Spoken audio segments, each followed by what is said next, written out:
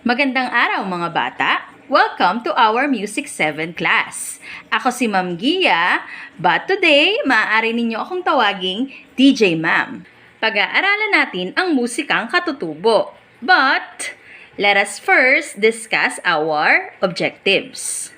Una, the learner should describe the musical characteristic of representative selections of Cordillera, Mindoro, Palawan, and Visayas after listening.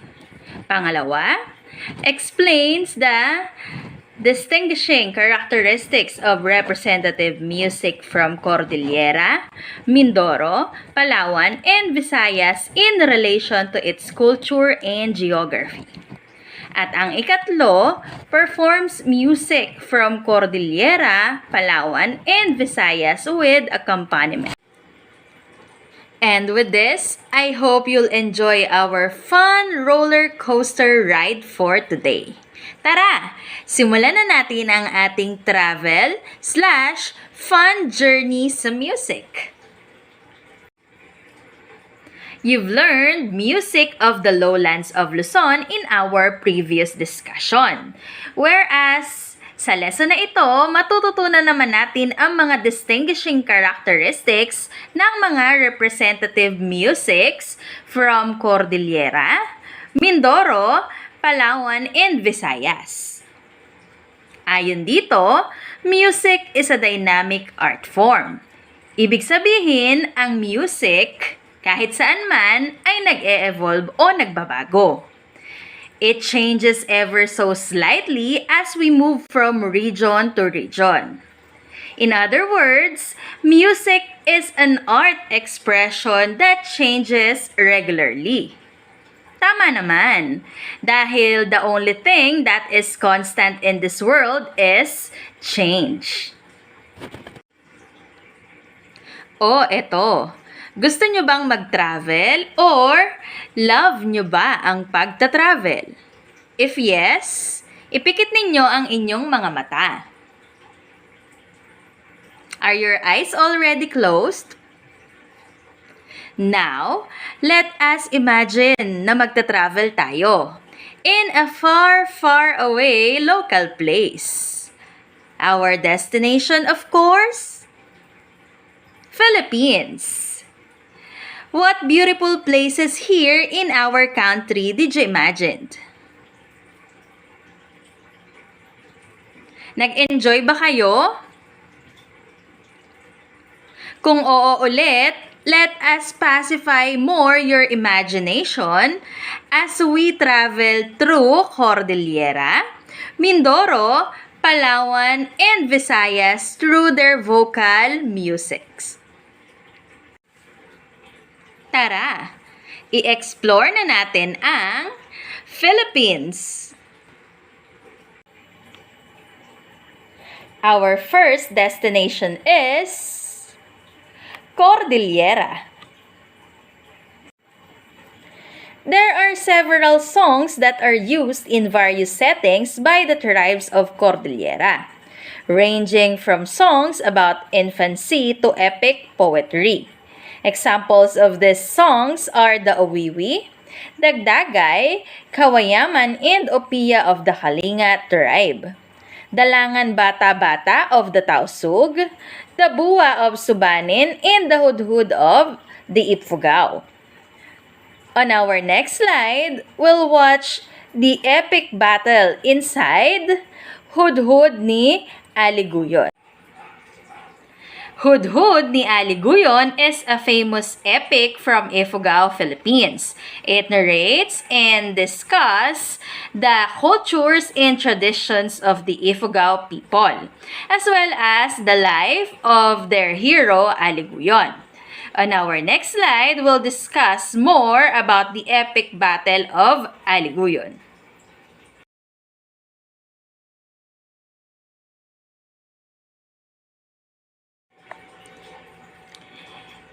Kung fan na fan ka ng panonood ng Netflix, then this is for you.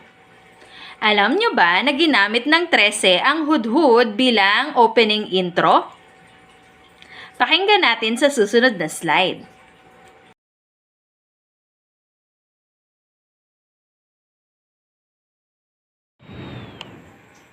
Another major vocal music of the Cordilleras is the Ibaloy-Badiu. It is highly considered as the signature form of vocal music to specific culture or cultures in the Cordilleras. It is in the style of leader-chorus form and is mostly sung without any prior preparations or practice. On our next slide, maririnig natin kung paano ba o ano ba itong Ibaloy ritual song.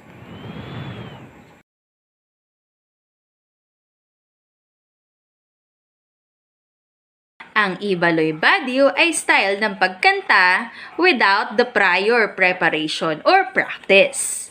Kadalasang kinakanta ang Ibaloy-Badiu sa mga festivals, weddings, peace agreements, at iba pa. There are two main characteristics that define Cordilleran vocal music. Una, melismatic at ang ikalawa ay free meter. Melismatic means that multiple notes are sounded into a single vowel in a song. In short, kung ikukumpara natin sa tula, ito ay iyong mga tulang may tugma at sukat. Ang sunod naman ay free meter.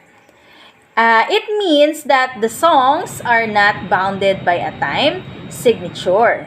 The song can then change in tempo in any parts of the song as so desired by the performer. In other words po, kung ikukumpara ulit natin sa tula, ito ay yung mga tinatawag nating free verse. Our second destination, Mindoro. Puntahan natin ang Mindoro sa pamamagitan ng pakikinig sa kanilang vocal music. Among the different tribes of Mindoro, the Hanuno Mangyans have developed a particular chant poetry called Ambahan. It is a series of chants with 7 syllables per line, similar to a poem. Ano nga ba ang ambahan? Alamin natin sa susunod na slide kung paano nakuha ng mga Mangyan ang surat Mangyan at kung paano sila nagsusulat sa kawayan na tinatawag naman nating ambahan.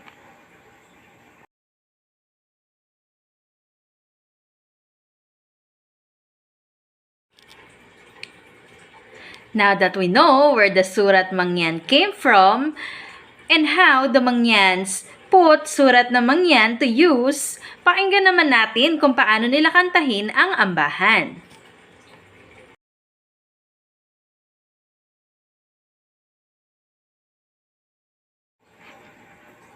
Our third destination, Palawan. Tandaan ninyo na the music of Palawan is highly affected by two major elements. Una, their music acts as a representation of nature and their environments. Kagaya ng rustling of leaves in the wind and the roar of the ocean waves. Pangalawa is their native dialect and their language. There are two different kinds of vocal forms. At ito ay ang kulyal and tultul. Tultul is an epic chant. At alam nyo rin ba na if you are to sing a tultul, you have to be possessed by a tau-tul-tul-tulan. Medyo kakaiba. Ito ay dahil naniniwala sila na the epic tultul that are chanted at night links to a sacred world. At ito pa, Kulyal song is a song that is performed at the mountaintops along with their rituals. Ito ay kinakanta nila to communicate and celebrate with others. Now, dumako naman tayo sa ating last destination, ang Visayas. Vocal musics in the Visayan region are highly dependent on its use and purpose. They have songs for many occasions and situations, from expressions of love and courtship to children's song, as well as work and drinking songs. Their musical style is a type of song and dance debate between a man and a woman called balitaw. On our next slide, makikita natin kung paano kinakanta o pinaperform ang balitaw.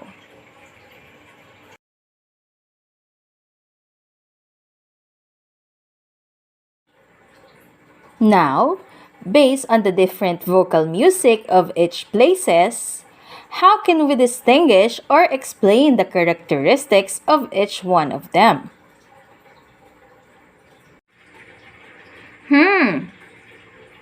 Sa tingin ko ay tumpak na naman ang inyong mga sagot. Una, ang Cordillera ay mayroong mga kanta na melismatic in nature at mayroon din namang free meter. Pangalawa, ang Mindoro on the other hand ay mayroong chant poetry na tinatawag na ambahan. It is composed of 7 syllables per line, similar to a poem written on a bamboo. Ang kanta naman sa Palawan ay nagre-represent sa nature at kanilang environment. At ang huli, sa Visayas, kung saan ang kanilang kanta ay nakadepende sa gamit at purpose. An example of their vocal music is a debate song between a man and a woman, which we call balitaw. Mayroon ba kayong mga katanungan? Kung oo, ay maaari nyo akong i-message sa aking personal account. At kung wala naman, pumunta na tayo sa susunod na slide. Now that we have finished our overview of the music of Cordillera, Mindoro, Palawan, and Visayas, it's time for us to hear your own song interpretation. Kakantahin nyo ang Cordillera song na Salidumay. Ang gagawin ninyo ay ire-record ang inyong performance using your cellphone or any other media devices. Submit it to me, your facilitator, through Messenger, email, or other media platforms. Maaari ninyong pag-aralan ang kanta sa pamamagitan ng link na ito. At narito naman ang ating mga rubrics o mga panuntunan. This is all for now. Sana'y marami kayong natutunan. Iiwanan ko kayo ng mga salitang bibitiwan ko. May you be reminded of the beauty of the different Philippine vocal songs at lagi ninyong tatandaan, it's more fun in the Philippines. Muli, ako ang inyong DJ Ma'am at your service.